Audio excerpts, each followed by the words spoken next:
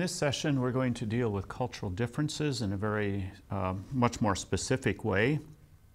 And I want to start by using the chalkboard just for a moment, and then we'll come back to the sheets that you have in front of you.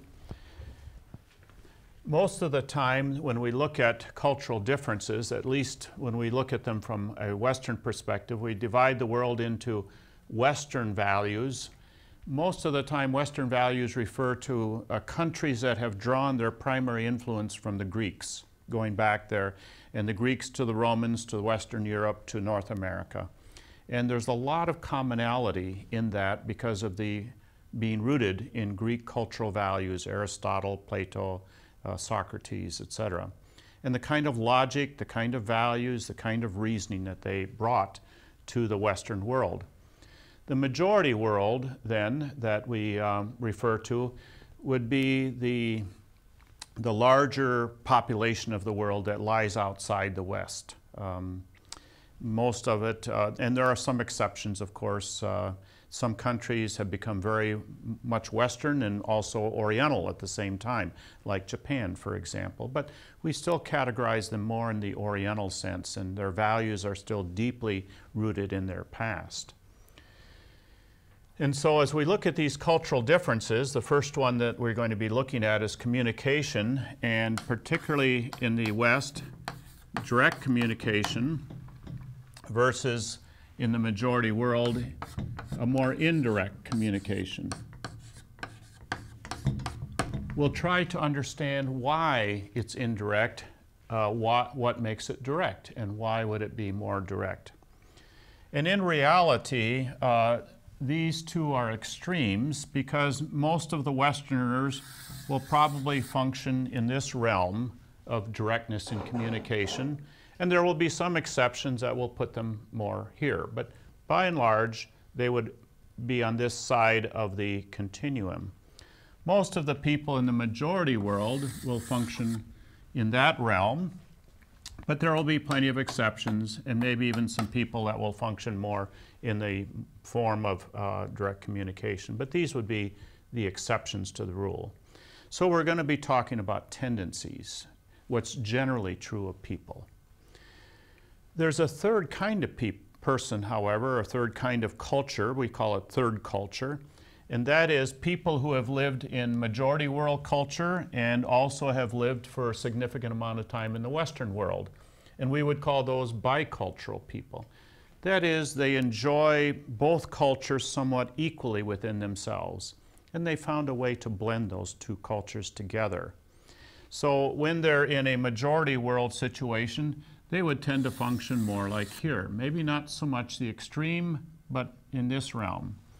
And when they were in a Western cultural situation, they would function more in this realm. Not so much in the extreme, but sort of more in the central region. My own opinion is that the Western world and the majority world cultures are actually coming together to be more and more in the center. And so as our children and grandchildren grow up, their world is going to be much more in this domain. The people who are going to be most effective and most competent and most capable in the future are people who are going to be able to live comfortably in either world. They're going to be able to interpret and make those adjustments and be flexible and be equally comfortable in this kind of a culture and in this kind of a culture. And so the future belongs to people, in my opinion, who are actually bicultural in their way of thinking, their way of interacting, their way of communicating. Well, with that introduction then, let's take a look at the difference in communication that tends to be characteristic of Western and majority world cultures. In the Western culture, communication is direct. It's, we use the active voice. We use nouns and pronouns to be specific in our communication. We like to communicate face-to-face, look me in the eye kind of thing. We're forthright. We tell it like it is. We just say what we think, and we don't If it's a situation where it's going to be sensitive, we don't want to be rude, so we'll be a little bit careful about how we use language, but even so, we'll get to the point, you see. There are a number of proverbs that support this direct language, at least proverbs in the West, proverbs in America, like, tell it like it is. Give it to me straight. You'll sometimes hear an American say, or a Westerner say, don't beat around the bush. Just say it. Put your cards on the table is another one. So Westerners tend to be very verbal. We're not so concerned about the environment around us, but the emphasis is on you, what you're saying, how you're saying it, your tone of voice, and are you being clear, and am I understanding you? So communication is direct, face-to-face, forthright, and verbal. Now, if you take a look at the majority world, we'll just keep looking back at this chart here. In the majority world, the communication tends to be indirect, particularly when communication is sensitive. People will use different ways of talking.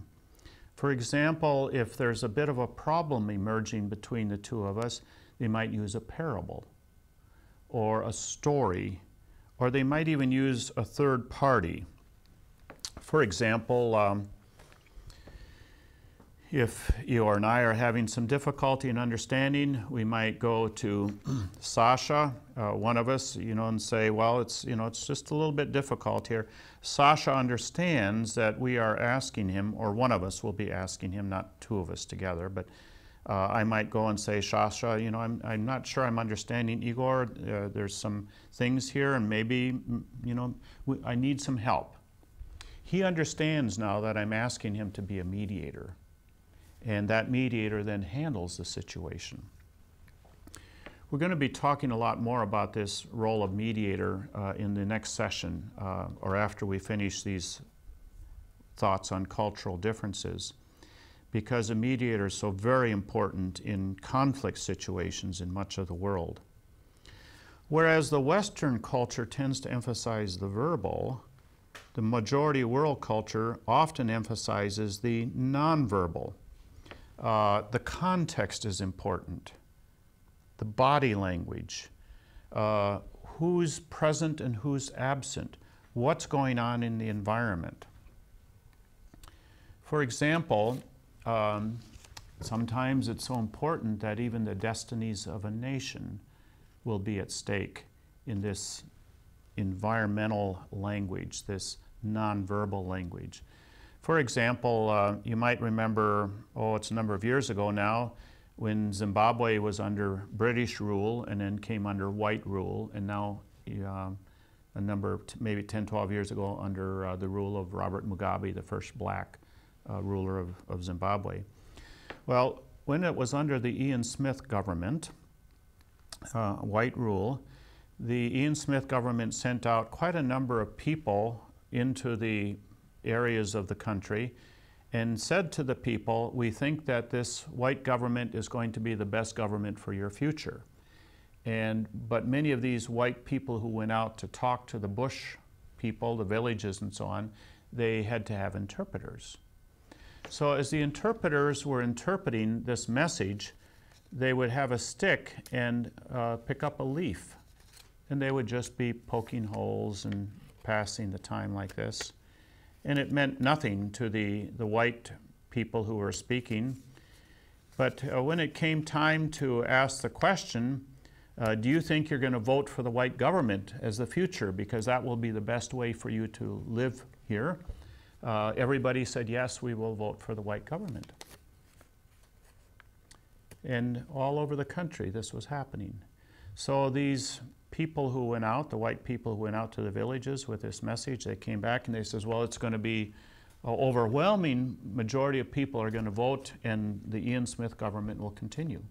The election came, the vote was counted, and you may remember they were strongly defeated. The Ian government went down in serious defeat. And everybody's saying, what happened? How did this happen that we could have all of these people say we'll go this way, but they voted the opposite way? When these translators were translating and at the same time poking holes in the leaf, the message to the people was, this man speaks lies. And everybody heard the nonverbal message, and the destiny of an entire country rested on this. But you see, the speaker, the white person, didn't see all of what was going on in the environment. It's what we call a low context. He was emphasizing words, and he thought that they would believe the words, and he could trust their word back to him. Well, we're going to talk about this cultural courtesy thing in a minute. So you have to look at the environment. You have to look at the nonverbals. You have to read the entire situation. So now the question then comes, why would you use indirect language? Well, this gets us into something called saving face, or honor, or shame. Those three words are somewhat similar. In the majority of the world, there's something called losing face. If you lose face, it's like being embarrassed or humiliated. And if I cause Igor, for example, to lose face, now I've committed a very serious offense. I've caused him to feel shame in front of his friends, in front of his students perhaps, and that is a terrible thing for me to do. It's possible that I do it unintentionally as a Westerner, but it doesn't matter. It still means that Igor has experienced shame. In Thailand, the word for losing face is for somebody to tear off your face, to distort your face, and to make you appear ugly before your friends. That's what losing face means. In Zimbabwe, the word for losing face is for somebody to rub their feet on your face. Now, the dirtiest part of the human body in most of the world is the bottom of the feet. So now to have somebody rub their feet on your face, the idea of losing face, of being shamed, extreme humiliation. So now I say to Igor, you said you were going to come at 12 o'clock yesterday, and you didn't come until 12:45. Now, that's just a statement of fact as far as I'm concerned. But for Igor, he's reading this as he seriously disappointed me, and he caused me problem, and now he feels shame and humiliation if you're in that kind of a situation. See? Now, I didn't mean that, but that's what happened. And so this idea of losing face and feeling shame is a very critical kind of thing. Let me just give one other illustration because it'll carry over into our conflict session, which will be coming up soon. In Africa, in much of Africa, the indirect language is very important because it means that it allows us to not cause people to be shamed or to lose honor or to lose face. So this pastor and a missionary are going to go and see a fellow who's an elder in a church, but it now appears that he's been stealing money. And so they walk together to this person's home, his village, and then his home, and the missionary says to the pastor, will you mind handling the situation, because I think it will be better for you to do it. Pastor says, fine. And they go, and as the evening goes on and they're sipping tea together, they're sitting outside, and the pastor tells a story, and the story is about a situation that has to do with somebody taking something and other people being disadvantaged. And then he says to the man, do you understand? Do you understand? And the man nods, and the pastor continues on, and they continue talking. And pretty soon the pastor says, well, we'll be on our way. As they're walking away and out of the distance of the village, the missionary says, I thought we were going to confront, see? direct. I thought we were going to confront him with the fact that he's been taking some money. And the pastor of the local pastor says, we did confront him. Oh, really? When did this happen? And he says, well, remember when I told this story? Oh, yes, he says, I thought that was an excellent story, but I didn't see any repentance. Oh, he repented. When did he repent?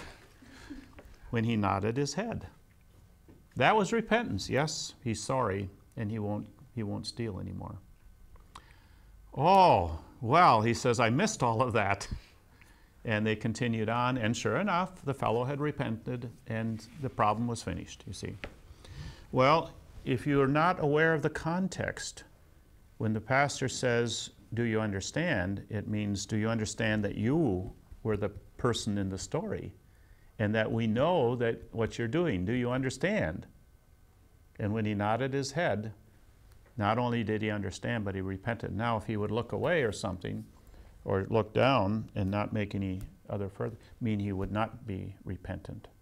Very interesting how all of this works. High context means you understand, you have to see what's going on in the environment. And the words are not so easily understood. But in a verbal culture, like the Western culture, direct language.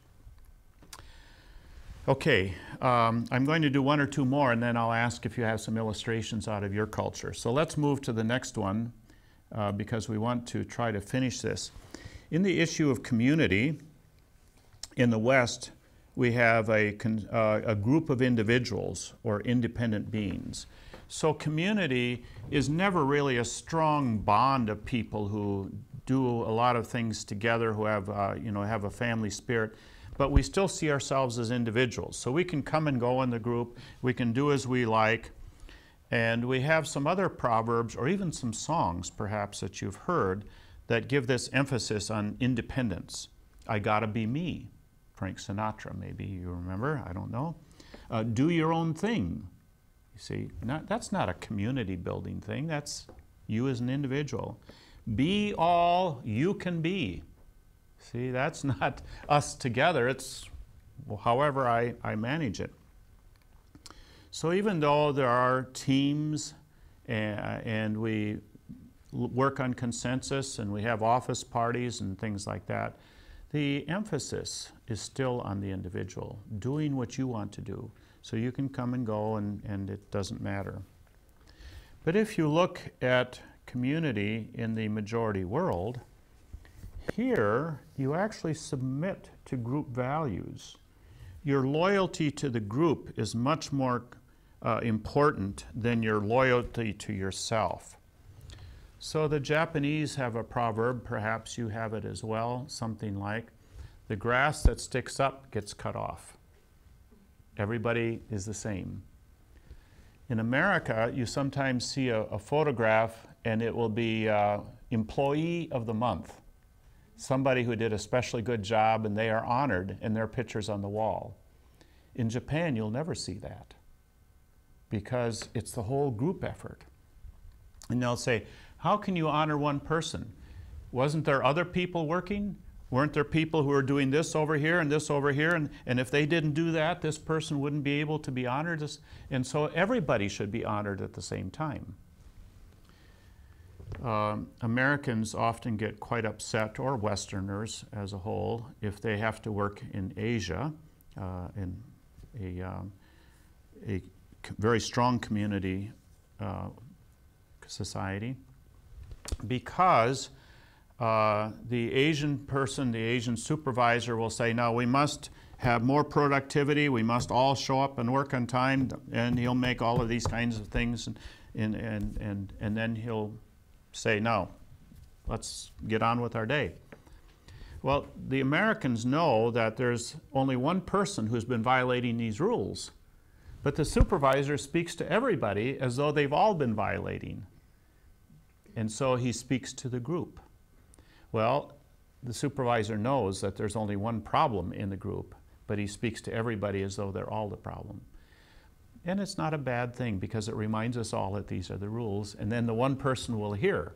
Now, if the one person doesn't hear, doesn't do what's right, then the supervisor will quietly come and say to that person, maybe your job is finished. But the Americans get very upset. Why is he taking our time and telling us this? We haven't done anything wrong, you see. But that's how the person functions. TVS is a non-profit project. Our joint effort will bring about the common purpose of making Christian education available around the world and developing good Christian servant leaders. You have a unique opportunity to partner in this effort through your prayer and/or financial support of TVS Ministry. For more information, please visit www.tvseminary.com.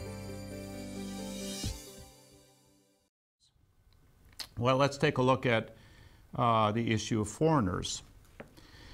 In the West, the foreigners are treated with a certain amount of distance, maybe some suspicion. Why are you here in the community? Why are you dressing the way you're dressing? But we make polite acknowledgement. They're here. They're in our country. You know, let them be. Let them do what they want to do. We won't bother them. They won't bother us. So again, kind of treating them with that polite distance. But in other countries, foreigners are treated differently. For example, in South Africa, I'm treated with enormous courtesy because I'm a guest in their culture. I'm not really a foreigner, I'm a guest, and so I'm treated with this honor and guest status. Almost anybody coming into an African country or an Asian country is treated with this wonderful guest status. But then there's something else going on called the relational yes. It is rude in many cultures of the majority world. It's very rude to say no to the guest in your country. So, for example, when I'm teaching at the Durban Bible College and my students and I go out to visit people, maybe on Sunday morning and invite them to come to church, they will say, yes, we will be there. And I say, great. You know, next one, yes, we will be there. And I say, great, and so on. And so we go back and set up more chairs because so many people are coming. How many do you think? How many of the people who said yes, say maybe 15 people said yes, we will come? In fact, we only knocked on 15 doors. 15 said they will come. How many do you think actually came? 1 or 2. Zero. Zero. But yes, you're right. 1 or 2 might come, but in my case, it was 0. Now, now I come from a verbal culture. That was the first point. I'm direct, face-to-face, will you come? Verbal, yes, they gave me their word. They answered. They said yes. That means they will be there. But they lied to me. Or did they? From my cultural perspective, they lied. From their cultural perspective, they were giving me the courtesy answer. What you would say yes to the guest because you can't say no to the guest. Oh, it took me a long time to see this figured out. But you see, I made a negative attribution. I made a negative judgment about them because they didn't do what I was expecting. And if you don't do what I'm expecting, I tend to fill in the blanks then with something negative about you. And so I said, they lied to us. Well, of course they didn't lie. They were just being kind and gracious. Now, what that means then is I have to change. Because if they're just going to say yes, then I'm not really going to have good communication here. So what I should have done is said, it would be a wonderful honor for you to join us today. We'd be pleased to see you. And not ask them the direct question, will you come to church this morning? Will you be there at 11 o'clock? That was the wrong thing to do. I was doing it my Western way, and it didn't work. And I eventually changed, I'll be happy to say. So there's a difference. Let's look at logic for a moment. In the West, we use what we call a linear logic. This confuses people a great deal, and I'm going to use the board again to illustrate. So if I'm preaching a sermon in the Western world, I'll announce my topic, and then I have an introduction and Roman introduction, and then Roman numeral 1 and subpoints, Roman numeral 2 and subpoints, Roman numeral 3 and subpoints, and then I have a conclusion. That's how most sermons are preached. That's how most speeches are given. Even articles are written that way, and we want people to write their papers in class that way. And if something happens, you see, the conclusion is based on our understanding the sequence. If this and this and this are true, then this will be true. But what happens if your child has to go to potty, to the bathroom, in the middle of the sermon or the speech? Well, there's a gap here, and now the conclusion is gone, you see. So we take your children away from you in America during church time. Now, I mean, I'm being a little bit facetious here, but because the children can disturb you, then, well, in other parts of the world, in the, I'll put it over here so it's majority world, their logic is very different. In fact, there's probably about 5 or 6 forms of logic throughout the world, but this is quite common throughout Africa and much of Asia. You have a topic, and then you discuss it from this perspective, and then you come at it from this perspective, and then you give this illustration, and then you talk about it from that way, and so on. So now you've got maybe 6 or 7 points, and you come back all the time to the conclusion here. And you say the same thing 6 or 7 times. So if you have to take your child out to the bathroom, you're not going to miss the conclusion. It makes a lot of sense. So here's an illustration in the Philippines. They have something called a rhinoceros beetle. It has a big horn. And so this rhinoceros beetle was flying around in the church. The Westerner's sitting here. The Filipino kid is here. He grabs the rhinoceros beetle. He pulls a string out of his pocket, ties the string onto the horn of the rhinoceros beetle, flips him up in the air in the middle of the sermon. And he's flying this rhinoceros beetle around and having a wonderful time with him and doing, you know, different acts and so on. And then he brings him in for a landing, unties him, and lets him go. So here's his mother sitting next to him over here. She doesn't say anything. Here's the Westerner missionary. He can't say anything, but right next to him is the usher, you know. And he sees this, and he doesn't do anything. Nobody seems to care, except the Westerner says, you're going to disturb people. You're going to interrupt them. And if you interrupt them, they're going to lose this point, you see. Well, that's true only if you have this kind of logic that you're working with. If you have a different kind of logic and you lose this point, does that destroy the conclusion? Not at all. You're still going to hear it at least 5 or 6 times. So this form of logic becomes very important to understand how people speak, how they create a point, how they come to conclusions, how they structure their argument or their reasoning in order to establish what they feel is important. Now, I think for this session we'll close because our time is gone. We'll finish this off in the next session, and then we'll come back and do the rest of the cultural differences.